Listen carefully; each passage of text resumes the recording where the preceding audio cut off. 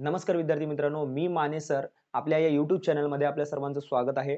तर आजच्या व्हिडिओमध्ये आपण भाग 3 पाहणार आहोत एस-आर-पी-एफ गट 14 मध्ये आलेले प्रश्नपत्रिकेमधला. तर वेळ वाया न घालता प्रश्नांना सुरुवात करूया. बघा, आता हे एक दशांश संख्येची पदावली आहे. या प्रश्नामध्ये काय दिलेलं आहे? संख्या सर्वच ठिकाणी सेम आहेत. त्यांची क्रिया बेरीज आणि वजाबाकीची आहे आणि मध्ये चिन्ह दिलेलं आहे भागाकार. फक्त दशांशाने गोंधळ घातलेला आहे या प्रश्नामध्ये. तर दशांश चिन्हाला कसं हाताळायचं बघा.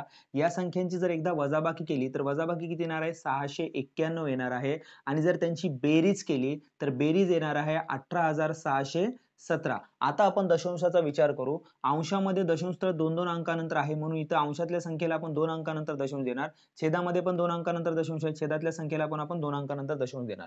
मग आता क्रिया काय होते? या ठिकाणी दिलेला आहे भागाकार आणि भागाकाराचं रूपांतर ज्यावेळेस आपण गुणाकारामध्ये करतो तर अंशातली क्रिया छेदामध्ये होते, छेदातली अंशात जाते. म्हणजे अंशातली संख्या छेदात, छेदातली संख्या अंशात. अपूर्णांकाला आपण व्यस्त करतो. मग सेम पद्धतीने करू. या ठिकाणी बेरीज दिली आहे छेदामध्ये, मी बेरीज मांडतोय अंशामध्ये. बेरीज किती येणार आहे आपल्याला माहिती आहे 18,617. पण या ठिकाणी 3 अंकानंतर दशांश आहे म्हणून 3 अंकानंतर दशांश देतोय. आता ही क्रिया छेदामध्ये येणार आहे तर वजाबाकी किती येते? वजाबाकी थोड्या वेळापूर्वी लिहिली आहे आपण 691. 691 ही झाली वजाबाकी. आता बघा या संख्येमध्ये दशांश स्थळ आहे एका अंकानंतर मी दशांश स्थळ दिला.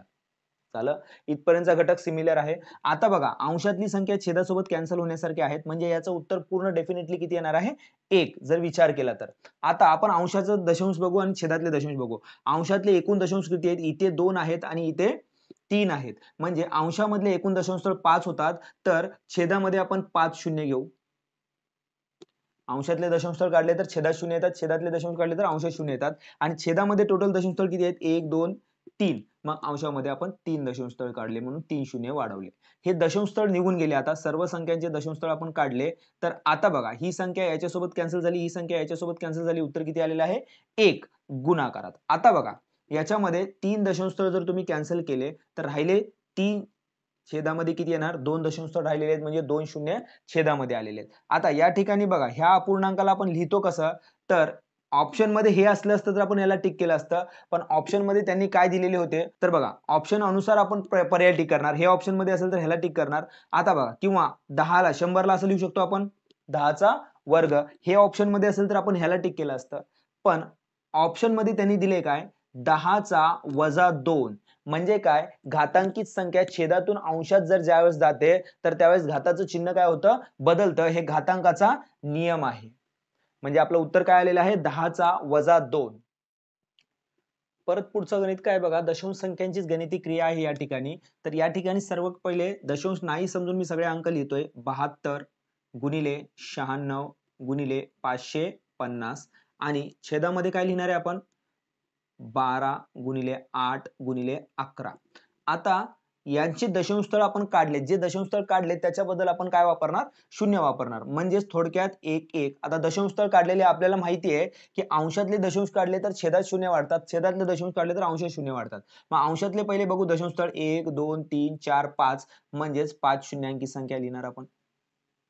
आणि जर छेदातले दशांश काढले तर अंशात शून्य वाढतात. छेदातले दशांश किती आहेत? 1 2 3 4 5 1 6 म्हणजे 1 2 3 4 5 आणि हे 6 बरोबर आहे.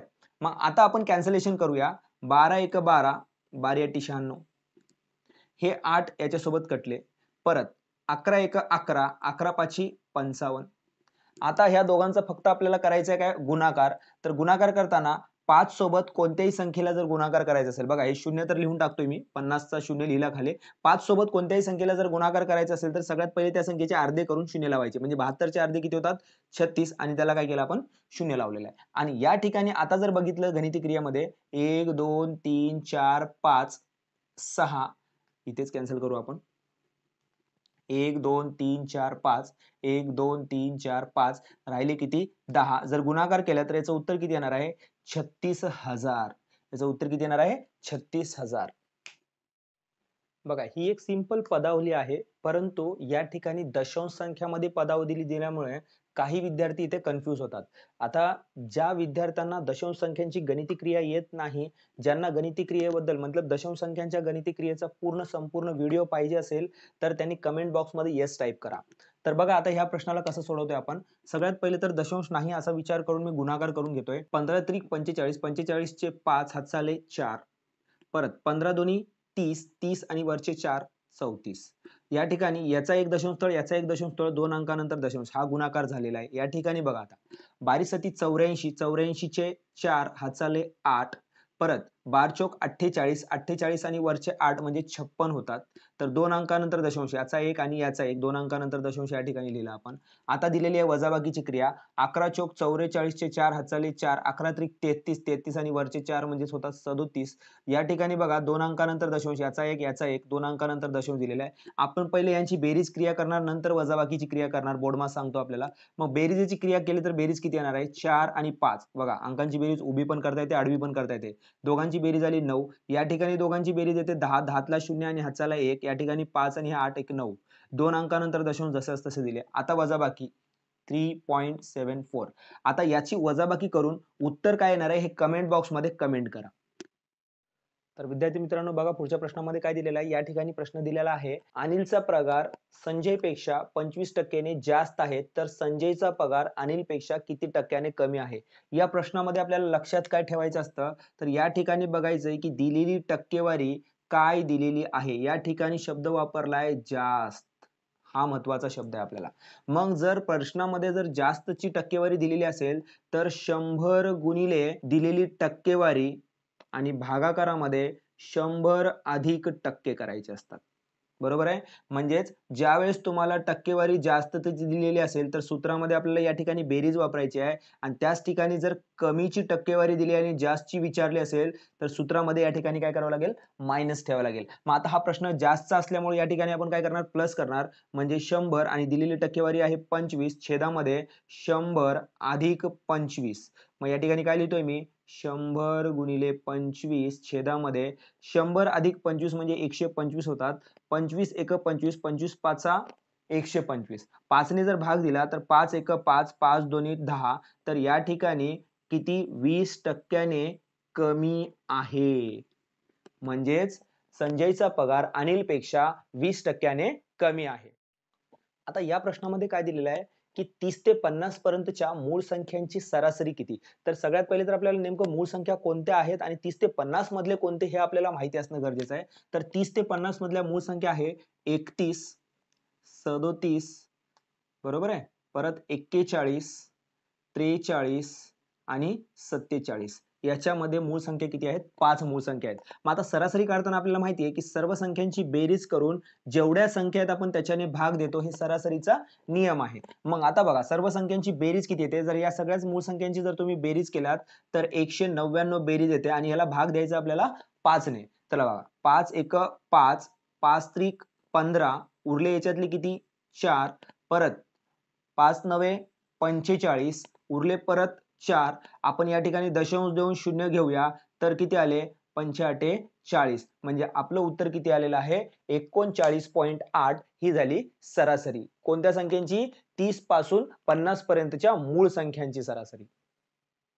तर विद्यार्थी मित्रांनो या ठिकाणी आपल्याला गुणोत्तर काढायला सांगितले, पण गुणोत्तर काढताना एकमान पद्धतीचे गुणोत्तर काढायला सांगितलेत. म्हणजेच काय? हेक्टोमीटरचं मीटरशी आपल्याला गुणोत्तर काढायचं आहे. मग ज्यावेळेस हेक्टोमीटरला मीटरमध्ये रूपांतर किंवा मीटरला हेक्टोमीटरमध्ये रूपांतर करता येत असेल, म्हणजे एकमान पद्धती ज्यांचा क्लिअर असेल त्यांना हे प्रश्न सोपे जातात. ज्यांना एकमान पद्धती माहिती नाही, डिस्क्रिप्शन बॉक्समध्ये एकमान पद्धतीची लिंक आहे, त्या ठिकाणी जाऊन तुम्ही पूर्ण व्हिडिओ पाहू शकता. तर आता या ठिकाणी काय दिलेलं आहे?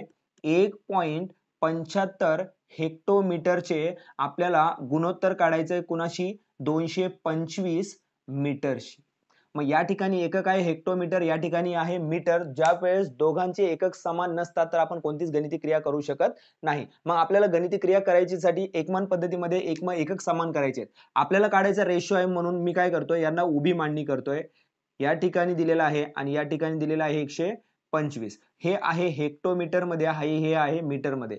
हेक्टोमीटरला ज्यावेळेस आपण मीटर मध्ये रूपांतर करतो तर त्या एककाला 100 ने गुणाकार करतो. हे ज्यांना व्यवस्थित व्हिडिओ ज्यांनी माझा पाहिलाय त्यांना हे क्लिअर समजेल की काय इथे 100 घेतलेले आहेत. या ठिकाणी गुणाकार काय येणार आहे? 175 आणि छेदामध्ये काय येतील? 225 आणि भाग दिला तर काय येतं? 25 नवे 225 आणि 25 सत 175. म्हणजे फायनल गुणोत्तर किती आलेला आहे? 7/9. म्हणजेच दिलेल्या राशीचं गुणोत्तर किती आहे? 7/9. बघा पुन्हा याच पेपरमध्ये दशांश संख्यांवर परत गणिती क्रिया आलेली आहे.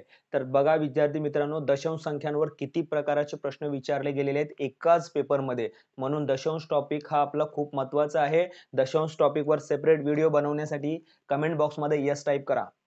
तर बघा आता या ठिकाणी काय दिलेलं आहे, या संख्यांची भागाकार आहे आणि या संख्यांचा भागाकार आहे. नंतर आपल्याला काय करायची आहे, बेरीज करायची आहे. प्रश्नामध्ये दिलेलं होतं आडवी मांडणी, मी त्याला उभी मांडणी केली आहे. भागाकार म्हणजे ही उभी मांडणी आहे. आता बघा, अंशातले दशांश स्थळ 2 आहेत म्हणून छेदामध्ये किती घेतोय 100 आणि छेदामध्ये दशांश स्थळ 1 आहे म्हणून अंशामध्ये घेतोय 10. म्हणजे इथे आपले दशांश स्थळ कॅन्सल करतोय. इथे पण सेम छेदामध्ये दशांश स्थळ 1 आहे म्हणजे अंशामध्ये घेतोय 10, एक शून्यांकी संख्या आणि इथे 2 दशांश स्थळ आहेत म्हणजे छेदामध्ये किती घेणार 100. आता ह्या दशांश स्थळ आपले कॅन्सल झाले ह्या पद्धतीच्या मांडणीमध्ये. मग हा शून्य याच्यासोबत कॅन्सल झाला, हा शून्य याच्यासोबत कॅन्सल झाला. ही पूर्ण संख्या या संख्येसोबत कॅन्सल झाली आणि त्यानंतर परत ही पूर्ण संख्या या संख्येसोबत कॅन्सल झाली. तर राहिलेलं काय 1/10 अधिक 1/10. बरोबर आहे. आता आपण बघूया या दोघांची बेरीज करताना दोघांचे छेद समान आहेत. दोघांचे छेद किती आहेत 10. 10 तर लिहिले आपण आणि अंशामध्ये किती करतोय आपण 2. मग याचं उत्तर टोटल तर हे पर्यायामध्ये असेल तर याला टिक करा. नसेल तर छेदामध्ये 1 शून्य असल्यामुळं 0.2 म्हणजे एका अंकानंतर आपल्याला काय द्यायचं आहे दशांश द्यायचा आहे. म्हणजे याचं उत्तर काय आहे 0.2.